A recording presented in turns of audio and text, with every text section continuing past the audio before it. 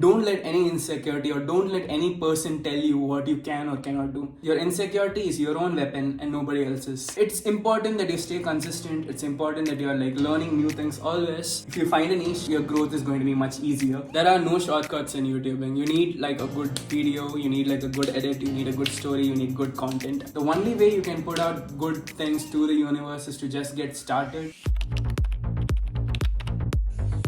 Hello and welcome to another YouTube video. My name is Pratik Santosh. Today I'm facing all the challenges a YouTuber can face. My phone is about to run out of storage, the sun is about to go down, which means there's going to be bad lighting. But anyway, today is a Saturday and I really need to put out this video because reach is higher on Saturday. I've been YouTubing for 1 year and there are a lot of things that I learned, but these 5 things which are the most important, which I wanted to put out on today's video, and also hopefully it helps you guys. So some of the things mentioned in this video is not just applicable for YouTubing, it's generally applicable everywhere. But then again, so without any further ado, let's get started. So welcome to this PowerPoint presentation. The only reason I have a PowerPoint presentation today is because it makes me sound more formal, and also because I was really good at PowerPoint presentations back in school. My first ever video was posted on 30th December of 2023 and today is 4th Jan of 2025. So it's been a full year of YouTubing. And currently I have 300 subscribers. I know it's slightly less, but that is because I've not been consistently posting. Don't get me wrong, okay? So here are some more quick stats. I posted 33 long form videos, which is a lot. Most of them are about 20 minutes long. Some of them 40, some of them 2 minutes, most of them around 15 to 20 minutes long. My most viewed video had 18k views and the least view had 78. Interestingly, the least view was one of the videos that I was most interested in making. But are you guys even able to read this? I'm not sure. I hope you are. But anyway, 11 shorts. I never really understood the shorts game, so let's not go there. 61,000 views, so it's about 1.4k views per upload, and about 8 videos which went above 1k views. Of course, I did not earn any money, but what I did have was a lot of fun. So just based on these stats, I can tell you at least 33 videos is a lot, dude. And among 33 videos, I got to learn a lot. I have more confidence in the videos that I can make. And the video that got 18,000 views, that was about me house hunting in Bangalore. It is a video that is useful to a lot of people, so I understand why it got a lot of views. All these little observations that I had throughout the year is what I'm going to tell you. And I've condensed all my learnings among all this into 5 points. So let's get started. First 3 points are something that everybody tells you always, so I've compressed them into one slide. I want to talk more about point number 4 and point number 5, which is more personal to me. Point number 1, consistency is the key. Everybody would tell you this. Consistency is the key because YouTube algorithm recommends based on how consistent you are.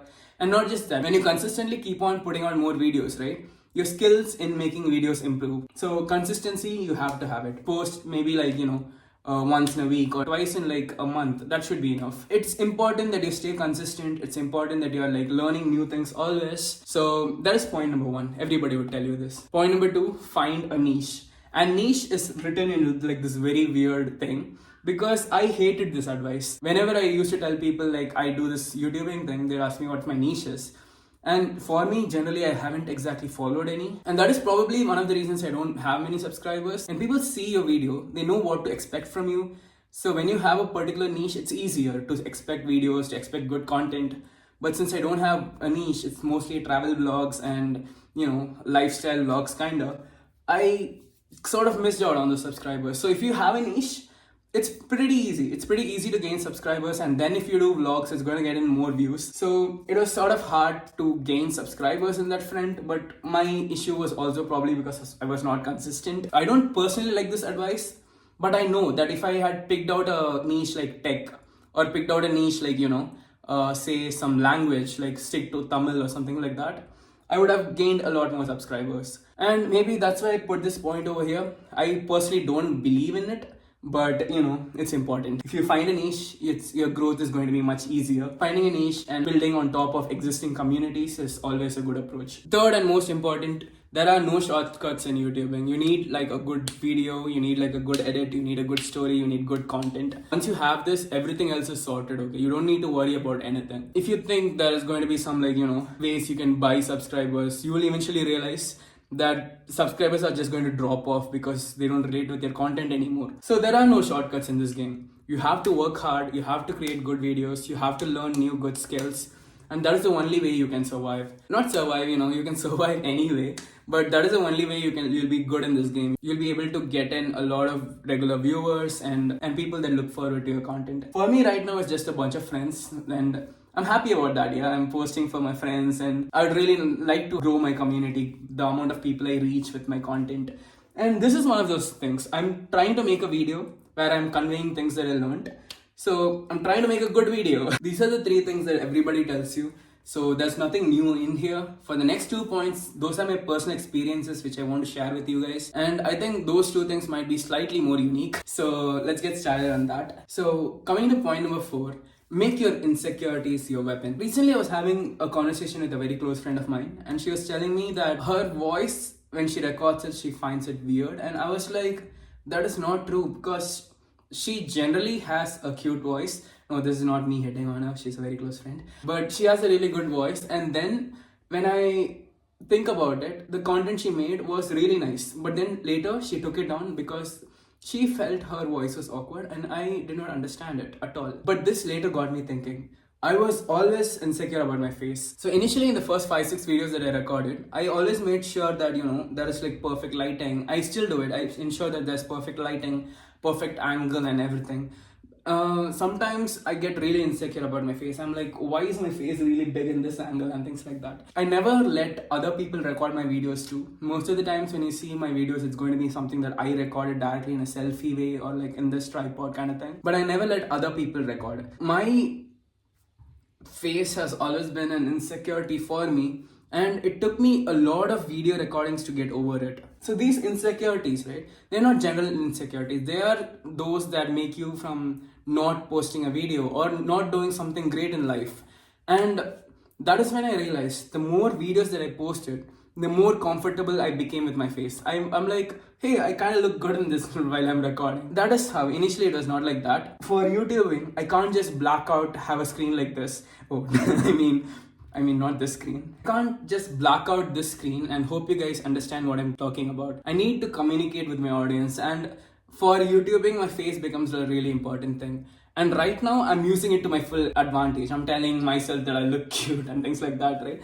But that is how it is. You need to learn how to use your own insecurities and make it your own weapon so that nobody else can use it against you. Right now, I know there's a lot of things going on in my head, but I'm trying to weaponize it. I'm trying to use these insecurities as a form to communicate to you, saying that why this stopped me from making content, because I was insecure on being in front of the camera, but right now I'm using it as my own advantage. So for someone else, it might be a voice, it might be body type or whatever. Everybody is going to have their own insecurities. The only way to get over it, I feel, is to just put yourself out there, do it. Do the great things you want to do anyway. And don't let any insecurity or don't let any person tell you what you can or cannot do. Your insecurity is your own weapon and nobody else's. So that's what I wanted to say. If you are scared of making videos because of something or the other, just go ahead. In the long run, people are just going to understand that what makes you great is just you being a person, and all this physical aspects is nothing. It's just a form that we take, a form in which we can communicate with people. What is present in here is the most important thing. And that's the great thing about YouTube. It just lets me communicate my ideas without fear of anything else. And use that advantage in whatever you do. I really need to find a way to make this not go black again. So anyway, that was my point 4. This is something personal to me, even though if some of you might not relate to this point. Most of us do have insecurities in one form or another, right? It just helps to know that your insecurity is your own weapon. You just need to find a way to utilize it. So that was point number 4. And moving on to point number 5, just get started. And the thing is that most of us have amazing ideas that we have not yet shared with the world. And most of us wait way too long. We just wait 6 months just thinking about that idea. The only way you can put out good things to the universe is to just get started and just not think about anything else and just start on whatever you want to do. If you want to do a job switch, or if you want to make good content on YouTube, or if you just want to write songs, like put out some good thing, all you have to do is get started. What I realized in this 1 year of YouTubing is that once I actually start recording like this, or once I start editing, until that point I'm never going to realize what things are going to be. So it is always helpful to just get started immediately, you know. So I'm not just going to state this one point and leave. I'm going to like help you with 2 things that help me personally. And the approach number 1 is called time boxing. So there are generally decisions that are very hard, right? That you don't know if you should choose approach A or approach B. Say, should I use this font or should I use this font? So for this, what I do myself is that I give 1 minute and like just think about like if font A is better or font B, and then quickly go across and then realize that towards the end of 1 minute, whatever font I have, that is going to be final. I'm going to trust in myself that this is the best way to go about it. So time box is when you give yourself a duration, and towards the end of that duration, whatever approach you believe, you firmly trust that that is the best approach you can take. So if I say have approach A and approach B, and towards the end of 20 minutes, which is my time box, I realize that approach A could be better, I firmly stick with approach A and never think about approach B ever again. Firmly trust in myself that this is the right approach. The reason this works is because you are stopping yourself from doing a lot of overthinking, and you're just going ahead and just working on the video.